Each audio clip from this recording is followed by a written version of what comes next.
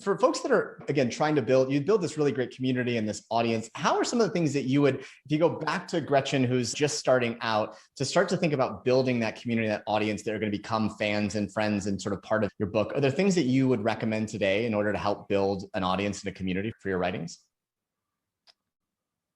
Do you mean from writing a book or kind of all the things that we do these days? I think everyone I think probably everyone who's writing a book is doing all these things. So maybe it fits into all of them, because I think you're ultimately, the books led to everything else. But how would you say today in particular? It's a big challenge. And I think everybody has to find their own way, because everybody has a different subject. Everybody has a different audience, and everybody has a different level of comfort. We'll say a few things that I find myself saying to people when I'm like giving them their like happiness bullying to writer.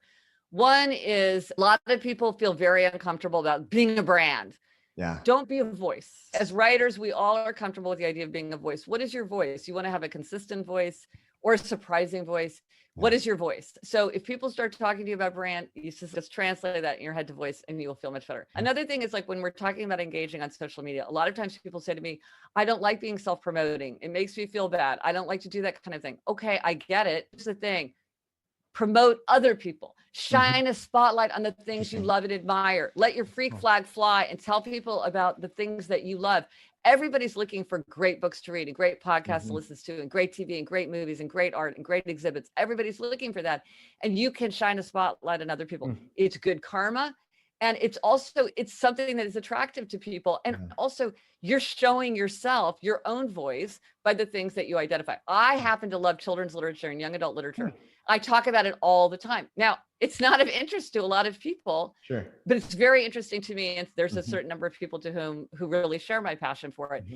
And then there's some people who come to me for that. And so I think that can make social media engagement more, feel more comfortable. And then from time to time, you talk about your own stuff, but it feels better when it's in a context of really shining a spotlight on other people's work. And one thing I have to say too is, when you are thinking about talking about your voice, your engagement, all this thing, let's say you're talking to an agent or you're talking to an editor or whatever, you can't talk about what you're going to do.